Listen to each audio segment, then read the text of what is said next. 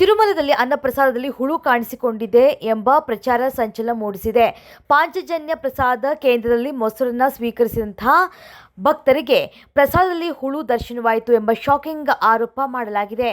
ಈ ವಿಷಯ ಸಾಮಾಜಿಕ ಜಾಲತಾಣಗಳಲ್ಲಿ ವೈರಲ್ ಆಗ್ತಾ ಇದ್ದಂತೆ ಟಿಟಿಡಿ ಅಧಿಕಾರಿಗಳ ಗಮನಕ್ಕೆ ಬಂದಿದ್ದು, ಇದಕ್ಕೆ ಟಿಟಿಡಿ ಪ್ರತಿಕ್ರಿಯೆ ನೀಡಿ ಆರೋಪವನ್ನು ನಿರಾಕರಿಸಿದೆ.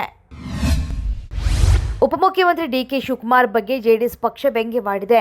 ತೆರೆ ಹಿಂದೆ ಶಿಖಂಡಿ ಆಟವಾಡ್ತಾ ಇರುವ ಜೈಲು ಹಕ್ಕಿಗೆ ಸಿಎಂ ಕುರ್ಚಿ ಕೈಗೆಟುಕದ ಹುಳಿ ದ್ರಾಕ್ಷಿ ಅಂತ ಕಾಲೆಳೆದಿದೆ.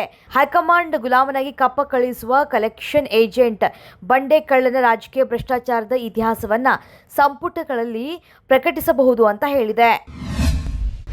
ಮುಖ್ಯಮಂತ್ರಿ ಸಿದ್ದರಾಮಯ್ಯ ಅವರ 40 ವರ್ಷಗಳ ರಾಜಕೀಯ ಜೀವನದಲ್ಲಿ ತನ್ನ ಬಿಳಿ ಅಂಗಿಯಲ್ಲಿ ಒಂದೇ ಒಂದು ಕಪ್ಪು ಚುಕ್ಕಿ ಇಲ್ಲ ಅಂತ ಹೇಳ್ತಾ ಇದ್ರು.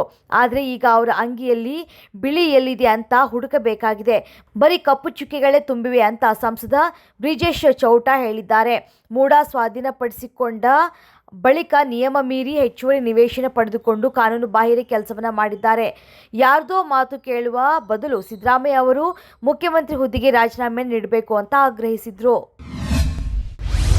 ಹರೇಕಳ ಸೇತುವೆ ಬಳಿ ಕಥೋಲಿಕ್ ಸಭಾ ಮುಖಂಡ ಅಲ್ವಿನ್ ಡಿಸೋಜ್ ಅವರ ಮೇಲೆ ಮರಳುಗಾರಿಕೆ ನಡೆಸುವವರು ಹಲ್ಲೆ ನಡೆಸಿದ ಕುರಿತು ಸ್ಥಳೀಯ ಗ್ರಾಮಾಂತರ ಪೊಲೀಸ್ ಠಾಣೆಯಲ್ಲಿ ಎಫ್ಐಆರ್ ದಾಖಲಾಗಿದೆ. ಪಾವೂರು ಉಳಿದ ದೀಪದ ಬಳಿ ಅಕ್ರಮ ಮರಳುಗಾರಿಕೆ ನಡೆಸ್ತಾ ಇರುವ ಬಗ್ಗೆ ಸುದ್ದಿ ಮಾಡೋದಕ್ಕೆ ಅಲ್ವಿನ್ ಡಿಸೋಜಾ ಅವರು ಪತ್ರಕರ್ತೆ ವಿಜಯಲಕ್ಷ್ಮಿ ಶಿಬರೂರು ಹಾಗೂ ವಿಡಿಯೋಗ್ರಾಫರ್ ಜೊತೆ ಶನಿವಾರ ಸ್ಥಳಕ್ಕೆ ತೆರಳಿದ್ರು.